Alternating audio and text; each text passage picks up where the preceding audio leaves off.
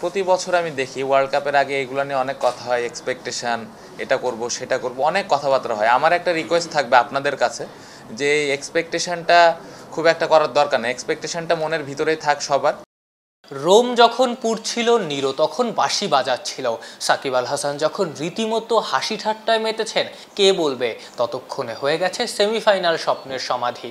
না, ভুল বলা হলো। সেমিফাইনালের স্বপ্ন সবাই দেখতেন, শুধু ক্রিকেটাররা ছাড়া, যাদের এই স্বপ্নটা সবচেয়ে বেশি দেখা উচিত।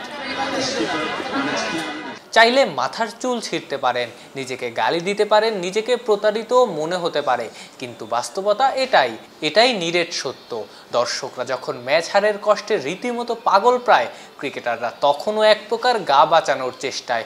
অবশ্য ক্যাপ্টেনই তো বলে এসেছেন, দর্শকরা যেন কোনো প্রভাবে বোনাস, সুপার 8ও তাই। ক্রিকেট পাড়ায় নিয়মিতই শোনা যায় অধিকাংশ ক্রিকেটারেরই প্রধান স্বপ্ন নাকি বড় ক্রিকেটার হওয়া না, বড় একটা বাড়ি বানাবেন, ঢাকা শহরে একটা ফ্ল্যাট কিনবেন, দামি গাড়ি চড়বেন, ক্রিকেটের পাশাপাশি ব্যবসায় নাম লেখাবেন। অধিকাংশ ক্রিকেটার তো সেটাই করছেন। কষ্টদায়ক হলেও এটাই সত্যি, ক্রিকেটারদের স্বপ্নের খুব কম জায়গা জুড়েই ক্রিকেট।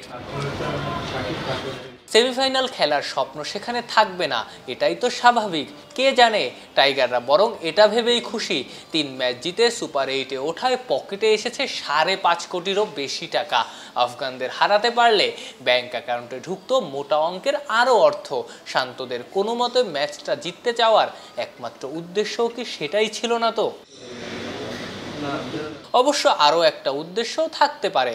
প্রথম 6 ম্যাচের 3টা জেতা গেছে, শেষটা জিতলে 7 ম্যাচে 4 জয় নিয়ে বুক ফুলিয়ে বাঘের বেশে দেশে ফেরা যাবে। পরিসংখ্যান কিংবা যে কোনো মানদণ্ডেই সেটা হবে বাংলাদেশের সেরা বৈশ্বিক আসর। এতগুলো ম্যাচ কোনো বহুজাতিক টুর্নামেন্টেই বাংলাদেশ কখনো জেতেনি। আফগানিস্তানকে নিয়ে বাজি ধরেছিলেন ব্রায়ান লারা। রশিদ লারাকে বলেছিলেন তারা ওয়েস্ট ইন্ডিজ কিংবদন্তিকে হতাশ করবেন না, দর্শকদেরও ভালো কিছু করার কথা দিয়েছিলেন। রশিদরা কথা দিয়ে কথা রাখতে পারেন, শান্তরা সেই কথা দেয়ার সাহসও রাখেন না। আফনান পিয়াল, অলরাউন্ডার।